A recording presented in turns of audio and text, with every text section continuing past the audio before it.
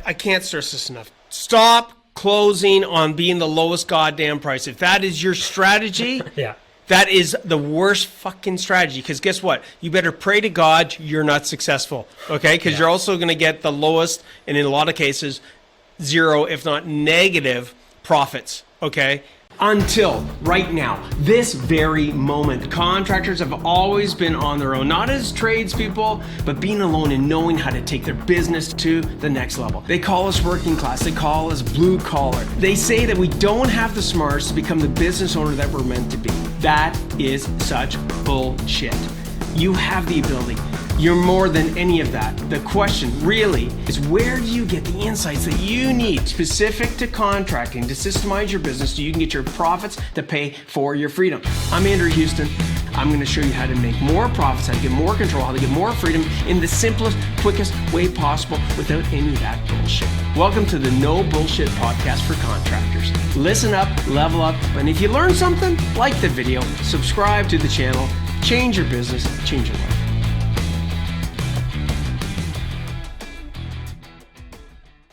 All right, guys, welcome to another Rockstar No Bullshit podcast. I say Rockstar because I got my Rockstar salesman with me, Liam Morin. We just did the previous podcast we did.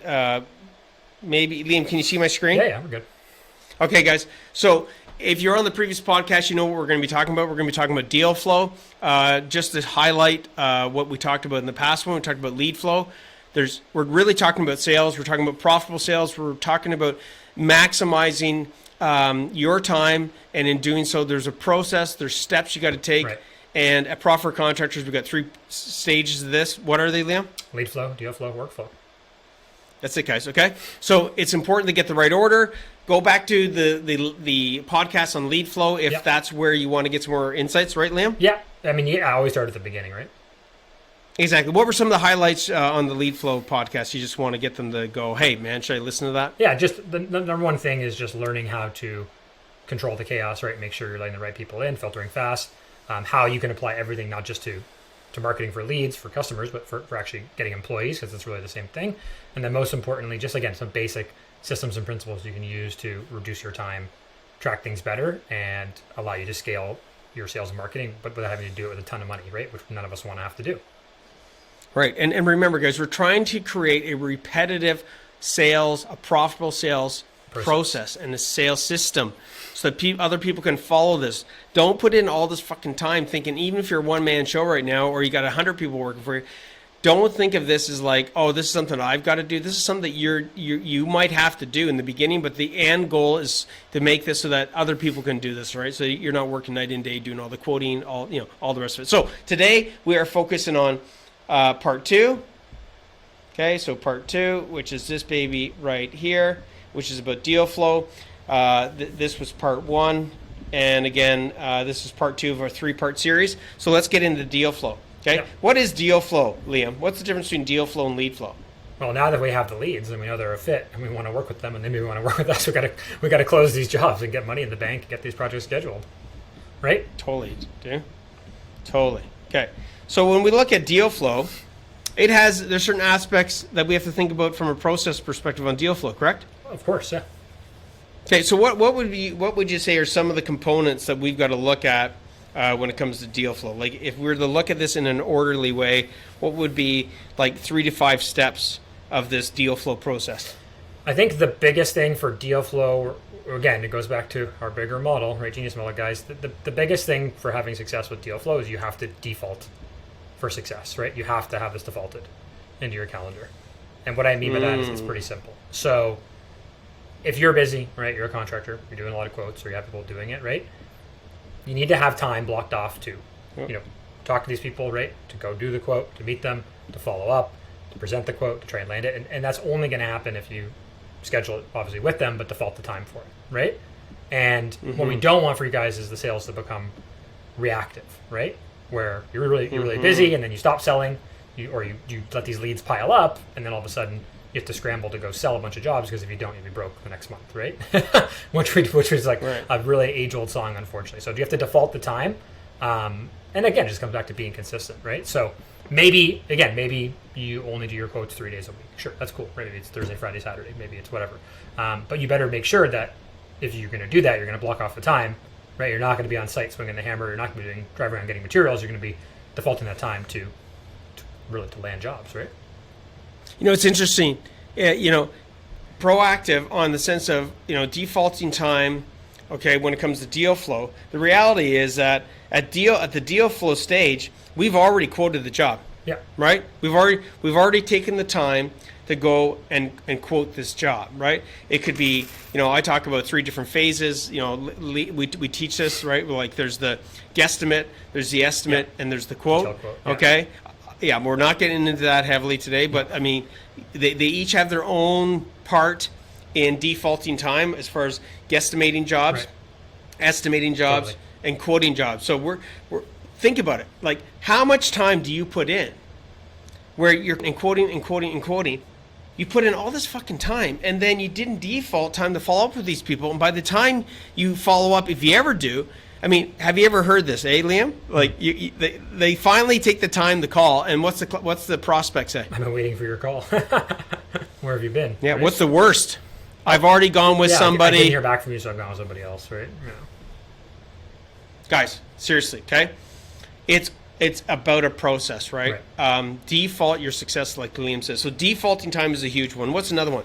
Next step. So again, if we got the time, then we have to make sure that we're putting in the effort to actually, like, let's say, again, it could be, if it's service work, it might be a little bit different, right? If it's like project kind of quoted work, to actually present this and like close it, right? Versus just shoot off an email with a quote and hope they're going to work for you, right? So present, I call it professional. Yeah, just like have a bit of a process for, getting these people to sit down with you and decide if they want to work with you, right? Like Dude, it's so. I know it sounds so like simple, but it's. Oh my god. This is just one of the biggest. It's one of the biggest like curses and blessings in the industry because the bar is so low, guys. Like, so many homeowners, right, complain they can't find a good contractor. No one gets back to me. I've had 10 guys come, only 2 have sent me a quote, right? And like the bar is so low, and all you have to do is just be a little bit better, right? Be a little bit more professional, right? Actually get them what they want. Actually provide the quote, right? Actually present it. Actually ask for the deposit. Like it's not a really like we're not selling, our bond door to door, right? Like we're selling services that people want, and the market, the demand is crazy. And you just got to just put a little bit of effort to be professional, right, and present it, and ask for the sale. A lot of contractors struggle with this as well. Just saying like, hey, do you want to work with me? Can we get it started? Put a deposit. Like they just, they have a fear around asking for the sale. Have a fear around, taking large deposits. Okay, I love it. Okay, so I just put this here to give these guys a little piece of gold of like applying this. Liam, I know you use this all the time because it's authentic and it's real. When you go to present your presentation, and like Liam said, you don't need to be Tony Robbins, okay? No. You don't need to be fucking way out there, and we had a guy from Tony Robbins like in our group last month to help do some training for the coaching clients. And again, it's all simple stuff he was teaching, right? It wasn't like, at the end of the day, right, Andrew, it's fairly, like some of it was advanced for sure, but most of it was just about getting comfortable and confident in your process, right? Right. So this is a little script I want you guys to think about in your presentation. Okay, not sure if we are a fit. Liam, talk to them about that, dude. Goes back to to the start of lead flow, right? Can't be all things to all people, right? This is a recipe for disaster. So, when you're talking to anybody, right? People are going to ask you, hey, can I, give me a rough price for this, or like when can you do it, or how long is it going to take? They're going to ask you all these questions that you can't possibly know the answer to because you haven't looked at the job yet, right? And the easiest way to get around all these things and the easiest way to deal with, let's say, big price questions is to go, listen, we haven't started the process yet. I don't know. You don't know me. This is how it kind of works with us. I'm going to ask you a bunch of questions, right? You can ask me a bunch of questions. We'll see if we're a fit. If we are, I'll come out and meet you, take the measurements, figure out an option that might work for you, develop a quote, and we'll go from there, right? But I don't know, if this is even a project I can do or handle, or if I'm the right kind of contractor for you and what you want until I actually ask you these questions and see the project, right? Yeah. Super. And what do most contractors do? Wearing the goddamn Superman cape. Yeah, I'll be over right there. I am. Yeah, I'll drive over. Like, yeah. I'm the best. I'm the right guy for the job. I'm this. And yeah. meanwhile, the client's like, the prospect's like, Yeah. oh. But as soon as, right, then you show up. Imagine this. Like, guys, just this alone, okay, which you can tell, like what Liam just said, just to let you all know, is scripted. Scripted doesn't mean he's a robot. But if you're talking to Liam or one of our sales team members, you're going to hear that language along those lines, right? of that language. I don't know. It is. is. Don't know for a fit. This goes for any business, right? Like you can't possibly be a fit with everybody. Like it's impossible, right? Totally, dude. Totally. Okay, I love it. So, guys, use this, what Liam said as a script. Pause the podcast. Write this shit down. This is the stuff that works. It makes you authentic, and it makes it also takes a ton of weight off your shoulders. It doesn't become a sales presentation. Mm-hmm. It becomes whether or not we're a fit presentation, guys. Okay, so that's huge. Okay, let's go with another. What would be another step? So after present professionally, yeah. I mean, the other step would be like learn to really just like learn to close and learn to follow up, right? What do you mean by that? Learn to close. Tell us about. Well, they had this meeting with the person, right. The prospect. The prospect's like, yeah, I'm not sure. Yeah, we got to look at some other contractors. Okay, like what do you mean learn to close? So sorry, and what I mean by this, it's not like I'm not putting a knock on anybody. It's just learning to like just strike while the iron's hot, right? Let's just call it that. Because again, if someone's gone to the trouble of contacting you, you've done the quote for them, you've kind of gone through this whole song and dance, guys, right? Like there's a high likelihood that they probably, are willing to buy from you or want to buy from you. And too often what I see, and I think you see, Andrew, and what most contractors unfortunately do is like they do all this work, they get to this final point, right? And then they just kind of just let it die on the vine, right? They go, okay, cool. Well, I'm going to email you the quote and, you can get back to me, when you're ready to start, or let me know if you have any questions about the price, right? It's like, that's not going to work, unfortunately, guys. Just not. So if you're at someone's house, right? And there's a lot of stuff that goes with this. You have to make sure you have all the decision makers there. Finances are in order for sure. There's a lot of things that come before this, but if you're at someone's house, right? And you're going through this presentation, right? They're all excited. You've gone through the pricing and everything, right? And then you just get up and go, you know what? That all makes sense. Cool. Yeah. Okay, cool. I'm going to leave and just get back to me when you guys are ready. It's like, why would you do that? You're putting the ball in their court, right? You want the job. You have to ask for the sale. So what we have to do is just learn to be a little bit more, let's say, aggressive and intentional with our closing and just saying, hey, listen, does this all make sense, right? Is this within your budget, right? If, we can do this when you want it and all the financiers in order, is this the kind of stuff you want to do and you're comfortable working with us? Yeah. Okay, cool. Awesome. Well, this is the next step. We take a small deposit, right? We sign the contract or whatever your process is, okay? And just say, can we get started? Does that make sense for you, right? Just asking those lines, can we get started? Most contractors don't even ask that. I love it. And dude, right? I can't stress this enough. Stop closing on being the lowest goddamn price. If that is your strategy, yeah. That is the worst fucking strategy. Because guess what? You better pray to God you're not successful, okay? Because you're also going to get the lowest, and in a lot of cases, zero, if not negative, profits, okay? Because of this, okay? Remember this, guys, as we start wrapping this up. Who's the expert? Is it the client, Liam? No, you're the expert. That's why I've called you. Right, so make sure that you provide expert value, sell guys. On value, guys. This we could call learn to close. We could just rename the sell on value, right? So again, sell on what makes you different. Sell on your process.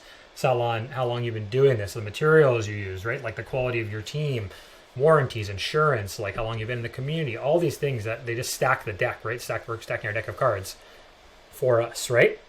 And it's the same as this, guys. If I'm going to go, and it's funny because we had someone on the podcast like talk about this, right? If I have a problem with my car, right? I'm going to go to a mechanic because he's an expert and I want him to diagnose my problem and provide me with some options and solutions, right? Some might be affordable. Some might be a lot more than I was, willing or wanting to spend, but the way they explain it and describe it, it makes sense because, again, we're looking at the long-term value or the long-term maintenance of my car, or that, again, there's things that we have to fix now because they'll become issues down the road, right? But guys, all of this, same with going to the dentist, right? It all applies. Now, someone say, hey, they're upselling you. Well, yeah, upselling is a thing, and we want to upsell. But at the end of the day, the reason I go to let's say a good mechanic or a good dentist and I pay more for them is that I'm paying for their experience and their value and their, let's say they're like the really high level opinion, right? Where, hey, you can do this. This is an option, right? And it'll cost you this much and it'll be fine. But you might want to also look at XYZ because down the road, here's what's going to happen. Or if I were in your shoes, right? And again, we're all people. It's human to human, right? People think about business to business, business to consumer. It's people to people. So if you can learn to sell on value, right? Because again, Andrew, what does every contractor say when we ask what makes them different? What makes it different? Hey, what makes you different in the competition, Johnny Contractor? Yeah, exactly. I'm the best. Or no, yeah, provide exceptional service, right? Yeah, exactly. Guys, that's the minimum bar. Like that's. I wouldn't have anybody in our program work with anybody if they didn't provide a great service. Like that's the minimum, right? Like, can I get Liam? Can I do it? Can I just do it? Everybody listening in, I want you to do this. This is me standing up on stage someday when this COVID thing, whatever gets addressed and what have you, we're able to go live. I'll have Liam and me and some of the other team members on stage. You guys can come to one of these events. But I love this one. I'm standing up on stage and go, okay, I just got a question for everybody here today. All right, I just want to know. Raise your hand if you provide expert service in your contracting business, expert quality, best quality. Everybody's hands goes up. Oh, okay, keep your hands up. Okay, look around the room. Are you different than anybody? Everybody's like, what? I'm like, what the fuck does that mean? Okay, now, so 2 little tips on this, guys, then we'll wrap it up. And again, this is part 2 of a 3-part series. Ready for this? Here we go. Installation contractor comes in. Again, guys, this applies to every fucking trade there is. Okay, installation contractor come in. One guy says, "Yeah, man," and he's the lowest price. Man, he's 20% cheaper than our, champion CEO family member. Okay, and this is Gay 10 as an example, right? And the one guy goes, "Yeah, I'm 20% lower, and I can do it for the lowest price." Blah blah blah. And it's like maybe thousands of dollars cheaper. Gay 10 comes in, goes, "I just want to let you know, I'm not sure if we're the right fit. Yeah. Okay, I'm going to be actually more expensive." But I got to let you know why are we more expensive, okay? By the way, he knows his target audience are families with kids. He goes, now, I understand that you've got kids. I just want to let you know whether or not you go with us or not. There's a couple of key things you want to make sure that you check out. Again, like I said, whether it's us or somebody else. Right.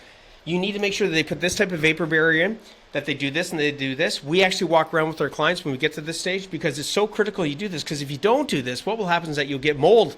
And the problem with mold is you don't see it because it's behind the walls. But your kids will tell you because they'll have symptoms of coughing and asthma. Yeah. Now, the wife and the husband look at the guy and go, I'll pay the extra $2,000 because I'm not going to have fucking... And if they go back to the competition, go, how do you address this? The guy's like, what? But we're the... Oh, I'll even drop my price lower. Doesn't matter. Okay? Right. Last little point, too. Watch this one. Everybody's going to be like, seriously, Andrew, you're doing this? I'm like, yeah, I'm fucking doing it. When people come in to Prof for Contractors, like if you decide that you want to raise your hand and take your business to the next level, okay, if you do great, if you want to go to somebody else, whatever, okay, but say you come to us. You don't have a sales call. You have what's called a strategy session. What? Yes, a contractor strategy session. Liam, why is it called a strategy session, not a sales call? Because we don't know if we can actually help them with their business. Yeah, right. And are you actually getting into their shoes to give them some actual strategies? Of course, right? But everyone's goals are different, right? Everybody. So, guys, yeah, we apply this, okay? You got to apply this. It's not that difficult. Okay, start with small little things. Any last piece of advice here, Liam, before we wrap up this one? Yeah, just like this is really important at this stage, right? Is just like remove friction too, like in the process, right? Like make it easy for people to give you money. Make it easy to do to take the sale, to do the deal, right? Like again, what does that mean? Maybe you have some technology where they can digitally sign the contract, right? Like DocuSign or Joy, something like that. You can take all forms of payment, right? Oh, yeah, it's a $5,000 deposit. Okay, cool. Yeah, we'll use a credit card. Oh, I don't take credit card. Oh, that sucks. Probably lost that deal. Competitor takes credit card, right? Want the points? Cool. Like, make it as easy as possible for people to give you money, right? We had a guy join to PFC this month, didn't have a credit card, right? And I was like, okay, cool. Do you have this? No. Do you have this? No. Okay, cool. Can you pay by e-transfer? Yeah, sure. I can pay by e-transfer. Cool. All right. If you add friction, you add barriers, right? You make it complicated for people to buy from you, give you money, right? You don't have a good contract. You don't have a good presentation, right? You don't make it easy for people to understand what they're getting, right? But hey, like, is this included? Like, it doesn't say in the quote, like, it's just a bunch of kind of line items. I'm like, am I getting, like, what am I getting? Oh, no, that's included. Don't worry. Okay, cool. But I want to make sure, like, before I sign, like, that's included, and like what paint are we using again, and like what day are you starting, and do we need a permit? Like, guys, you have to make it as easy and as simple and as stress free as possible for people to buy from you. If you don't, then they're either not going to buy from you, or they might not buy from anybody, or they buy from your competition, right? It's so freaking true. And understand this: what we're teaching you are principles. Okay, I'm going to give you a fucking principle, which is directly related to this, and Liam's going to go, "Oh my god," like, for sure, Andrew, right? I'm a Sparky, right? Yeah. What Liam knows exactly what I'm going to say. Right? Electricity follows the path of what? Least resistance. Boom. So does water, and so do fucking clients or prospects. Okay, guys, create the path of least resistance. Make it easy for them, which makes it easy for you, which makes it easy as well for you to pass this information on to your team. Yeah. So it makes it easy for them to do the next phase, which we're going to talk about in the next podcast, which is workflow. Yeah. Okay. All right, guys, listen. Welcome. You know, I shouldn't say welcome, but that's awesome that you joined us here for this podcast. Again, part 2, part 3. And we will see you guys on 3-3, and we'll go from there. All right, catch you on the flip side. See ya. Ciao. Hey, Rockstar, I hope that you enjoyed that one. I mean, if you did like this podcast, leave a review, leave a comment. You know, this will help us a lot to keep you bringing the gold, allowing you to delegate, dominate, and deliver so you can take your contracting business to the next level. Now, make sure you subscribe, get the latest teachings and insights, and we will see you back here for another No Bullshit podcast. No, seriously.